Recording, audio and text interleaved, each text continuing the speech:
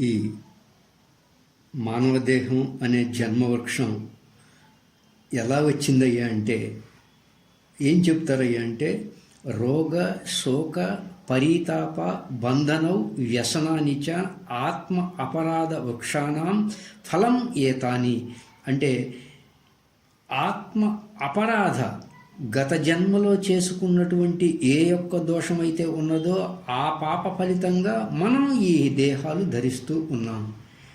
మహాత్ముల యొక్క ఆశ్రయంలో ఉండి బ్రహ్మ విద్య అధ్యయనం చేసి ధ్యానము చేసి జ్ఞాన సంస్కారాన్ని సంపాదించుకొని మోక్షాన్ని పొందేటువంటి అవకాశం కలిగి ఉండి కూడా తరించగల మానవ దేహాన్ని ఈశ్వరుడు ప్రసాదిస్తే తరించకుండా జ్ఞానాన్ని అధ్యయనం చేయకుండా గురువులను ఆశ్రయించక తత్వశాస్త్ర అధ్యయనం ఏమాత్రము చేయకుండగా ఆ వచ్చిన జీవితాన్ని కేవలం భోగాయతనంగా గడుపుతూ ఉంటాడు. ఎప్పుడయ్యా ధ్యానం చేస్తావు అని అంటే ఇప్పుడు కాదండి, నాకు చాలా పనులున్నాయి, పనులన్నీ అయిన తర్వాత చూద్దాం అంటారు అండి. ఏ పూట మనకి విషయం తెలుస్తుందో ఆ పూటే నువ్వు ఆరంభం చేయాలి, కానీ దాన్ని వాయిదాలు వేసుకునే విధానంలో ఉండకూడదు.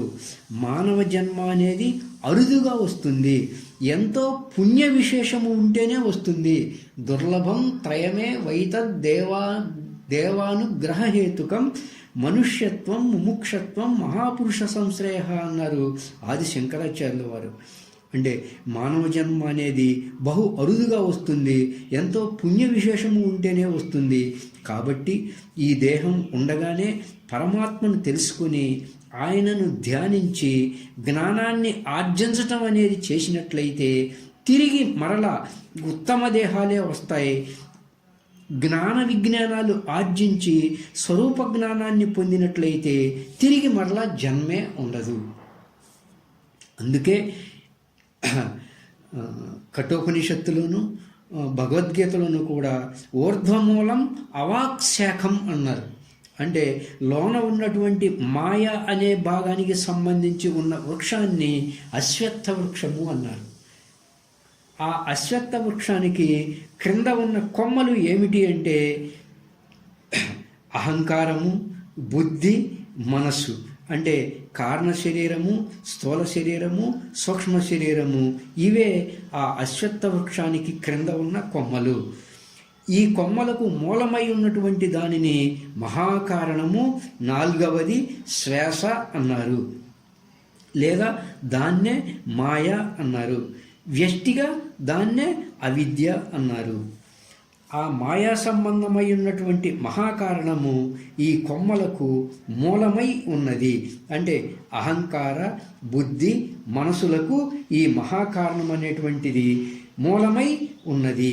మాయకు అధిష్టానముగా ఉండేటువంటి స్వరూపాన్నేమో బ్రహ్మము అన్నారు. ఈ కొమ్మలకు మూలమై మహాకారణం ఉన్నది, మహాకారణం అనే మాయ ఉన్నది. మాయకు అధిష్టానంగా ఉండేటువంటి స్వరూపాన్నేమో బ్రహ్మము అన్నారు. అంటే సమస్తానికి మూలము బ్రహ్మము. ఈ కొమ్మలకు మూలముగా ఉన్నదేమో మాయ, దాన్నే వ్యష్టిగా అవిద్య అంటారు. అయితే బ్రహ్మము సర్వాధిష్టానము అన్నారు. లోన ఉన్న వాటి అన్నిటికీ పనిచేసే చైతన్యము ఆత్మ నుండే వస్తుంది. అందుచేత మూలం అనేటువంటి పదానికి అర్థంగా బ్రహ్మమును చెప్పాల్సి వస్తుంది. ఊర్ధ్వమూలం అధశాఖం అంటే అంటే అందుకే మయ్యేవ మన ఆదత్స్వ మయి బుద్ధిం నివేశయ నివశిష్యసి మయ్యేవ అత ఊర్ధ్వం న సంశయ అన్నారు. అంటే అన్నిటికంటే మీద ఉన్నది బ్రహ్మము, ఊర్ధ్వ మూలం. బ్రహ్మము కంటే పైన ఇంకోటి లేదు. భూమి కంటే పైన జలం ఉంది, జలం కంటే పైన అగ్ని ఉంది, అగ్ని కంటే పైన వాయువు ఉంది, వాయువు కంటే పైన ఆకాశం ఉన్నది, ఆకాశం కంటే పైన అహంకారతత్వం ఉంది, అహంకారతత్వం కంటే పైన మహత్తత్వం ఉంది, మహత్తత్వం కంటే పైన అవ్యక్తతత్వం ఉన్నది, అవ్యక్తతత్వానికి పైన శవల బ్రహ్మం ఉన్నది, శవల బ్రహ్మము కూడా పైన శుద్ధ బ్రహ్మము ఉన్నది. అంటే కాబట్టి సమస్తానికి మూలమై ఉన్నటువంటి వస్తువు బ్రహ్మము, అది మూల విరాట్. మూల విరాట్ ఎప్పుడు కూడా కదలదు. ఉత్సవ విగ్రహాలే ఊరేగింపులో పాల్గొంటాయి. అలా లోన ఉన్నటువంటి ఆ బ్రహ్మము సర్వాధిష్టానమై ఉండగా, ఆ బ్రహ్మము యొక్క అంశగా ఉన్నటువంటి ఈ జీవుడు, అంటే జీవో దేవ సనాతన, ఈ జీవుడు మాత్రమే ఉత్సవ విగ్రహము. గ్రామాలకి వెళ్తాడు, అనేక దేహాలు ధరిస్తాడు. ఈ పూట ఈ దేహం, రేపు ఇంకో దేహం, రేపు ఇంకో గ్రామంలో ఉత్సాహంగా దేశాలు తిరుగుతూ ఉండే ఈ జీవుడు కూడా భగవత్ అంశమే. కాబట్టి ఈ జీవుడు ఉత్సవ విగ్రహంలాగా తిరుగుతూ ఉంటాడు. బ్రహ్మము మూల విరాట్టులాగా కదలకుండా ఉంటాడు. ఆయన మూలం. ఆయన కదిలితే ఏం కావాలా అంటే జీవత్వానికి కారణమైన ఆ వృక్ష బీజాన్ని అశ్వత్థం అన్నారు. జీవత్వానికి కారణమైన ఆ వృక్ష బీజాన్ని అశ్వత్థం అన్నారు. అంటే ఆ మూల విద్యని, అజ్ఞానాన్ని, ఆ కారణ శరీరాన్ని అశ్వత్థం అన్నారు. ఇక్కడ అశ్వత్థమును రెండు వ్యతిరేక భావాలతో రెండు పదాలు వాడారు. ఒక ప్రక్క సనాతన అంటారు, లేదా అవ్యయం అన్నారు. నశించనిది అన్నారు. నా శ్వత, రేపు ఉండనిది అశ్వత్థం అని అర్థం.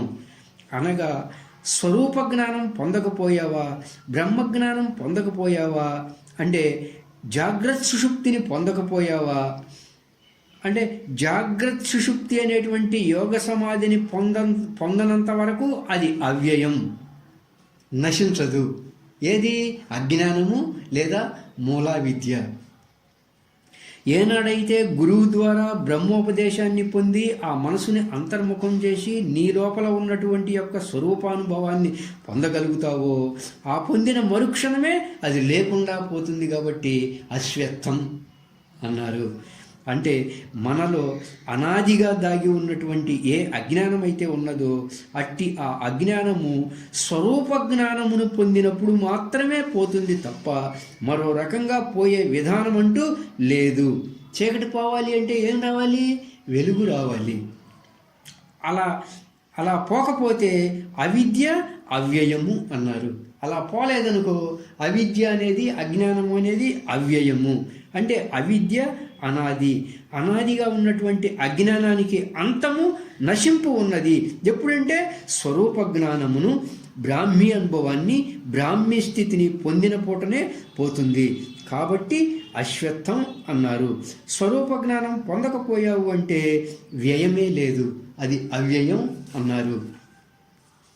నువ్వు ఊర్ధ్వానికి పోవాలన్నా, క్రిందికి పోవాలన్నా ఈ అహంకార, బుద్ధి, మనస్సు అనేటువంటి శాఖలే ఉన్నాయి. నువ్వు మోక్షానికి పోవాలన్నా ఈ కొమ్మలే ఆధారం, ప్రపంచంలోకి పోవాలన్నా ఈ కొమ్మలే ఆధారం. అనగా అహంకారము, బుద్ధి, మనసు, ఇంద్రియముల గుండా విషయాల్లోకి పోవడం. ఏంటి? ప్రపంచంలోకి పోవాలంటే అదే ధ్యానంలో ఉన్నవాడు ఏం చేస్తాడు?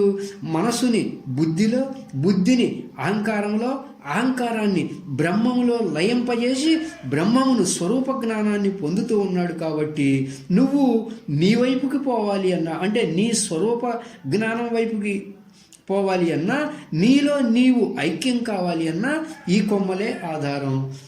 ప్రపంచంలోకి పోవాలి అన్నా ఈ కొమ్మలే ఆధారం. అహంకార, బుద్ధి, మనసు అనే కొమ్మలు అవే సమిష్టిగా చెప్తే అవ్యక్తతత్వము, మహత్తత్వము, అహంకారతత్వము అన్నారు. సాత్వికము చేత బుద్ధి, రజోగుణము చేత మనస్సు, తమోగుణము చేత అహంకారము వృద్ధి అవుతూ ఉన్నాయి. అహంకార జీవులు లోకంలో ఎక్కువగా ఉంటారు. అహంకార జీవులేమో లోకంలో ఎక్కువగా ఉంటారు. తర్వాత మనోజీవులు లోకంలో రెండవ స్థానంలో ఉంటారు. బుద్ధిజీవులు అత్యంత తక్కువగా ఉంటారు లోకములో. విషయములే ఈ అశ్వత్థ వృక్షానికి చిగుర్లుగా ఉన్నాయి అని చెప్పారు. ఒక విషయం అయ్యింది అంటే వెంటనే మరో విషయం చక్కగా చిగురిస్తుంది అంటున్నారు. కాబట్టి ఇంద్రియముల ద్వారా పొందే విషయములన్నీ కూడా కొత్తలో బాగా ఉంటాయి, పోను పండి రాలిపోతూ ఉంటాయి. మరలా కొత్త విషయాల మీదకి పోతూ ఉంటాం. ఈ విధంగా లోన ఉన్నటువంటి మూలా విద్య అనేది ప్రకృతి వైపుకి, విషయాల వైపుకి, ప్రపంచం వైపుకి బలవత్తరంగా జీవులు అనేటువంటి మనల్ని లాక్కుపోతూ ఉన్నది. ఈ మానవ లోకంలో ఇలా పెరిగి ఉన్న అజ్ఞానము లేదా అవిద్య అనేది జీవుణ్ణి బంధించి భవబంధాల్లో పడేస్తూ ఉన్నది. అయ్యా, మరి ఆ వృక్షం ఎట్లా ఉంటుంది? కాస్త చూపిస్తే చూస్తాము అంటాం అనుకోండి. అయ్యా, మీరు చాలా బాగా చెబుతున్నారు అశ్వత్థ వృక్షం గురించి, మరి ఆ వృక్షం ఎట్లా ఉంటుంది? కాస్త చూపిస్తే చూస్తాము అనుకుంటాం అనుకోండి. దానికి ఏం చెప్తున్నారు అయ్యా అంటే మహాత్ములు, నా రూపం అస్య ఇహ,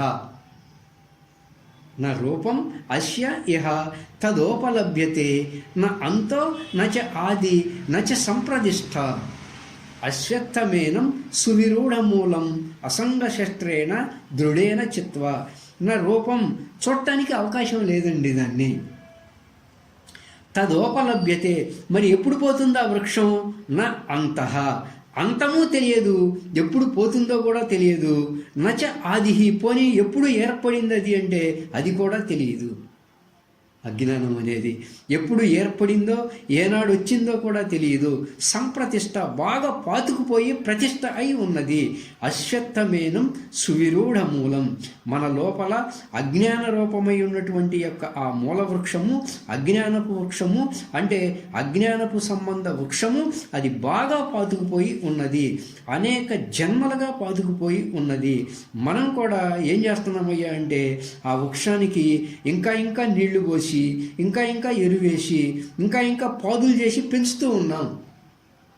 ఎంతెంత విషయభోగాలు భోగిస్తూ ఉంటామో, ఎంతెంత ప్రాపంచిక సంబంధ, సాంసారిక సంబంధ, వ్యావహారిక సంబంధ సంస్కారాలు, వాసనలు పెడుతూ ఉంటామో, అలా ఎరువు వేసే కొద్దీ అది కూడా బలం బాగా పుంజుకుని పెరుగుతూ ఉంది. ఏది? అజ్ఞానం అనేటువంటి అశ్వత్థ వృక్షము.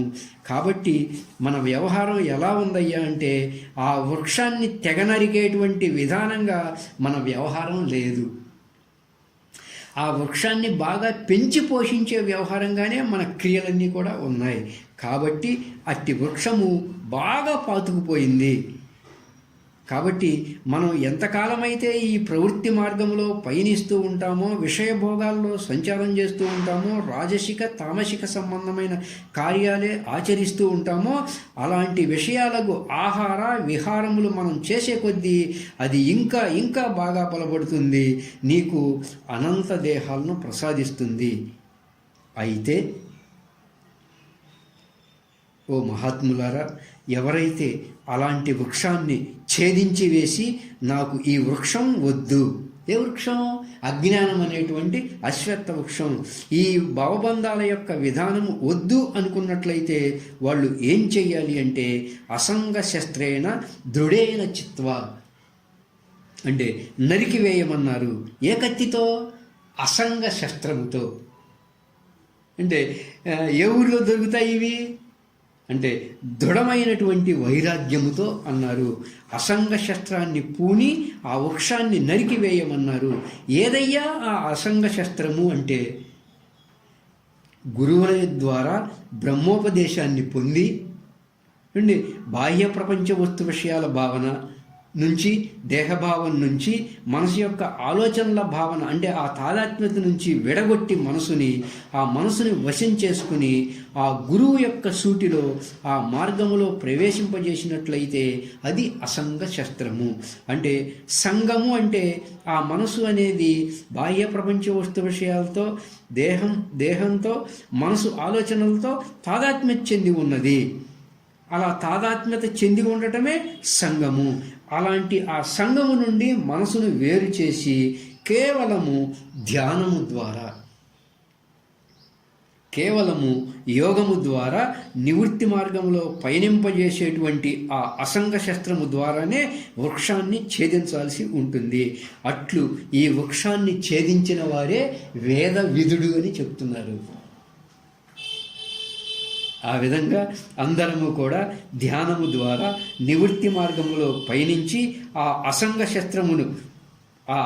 శస్త్రము ద్వారా ఆ అజ్ఞానం అనేటువంటి అశ్వత్థ వృక్షాన్ని ఛేదించి మనం మరల ఏ పారమార్థిక వస్తువును పొందిన తర్వాత తిరిగి మరలా జన్మకు రామో మరలా జన్మకు రారో అట్టి పదమును మనం వెదుకాలి. తర్వాత అంటే ఏ స్థానాన్ని పొందిన తర్వాత తిరిగి మరలా జన్మకు రారో అలాంటి యొక్క ఆ ధామాన్ని ప్రతి ఒక్కరూ కూడా దాన్ని అన్వేషించాలి.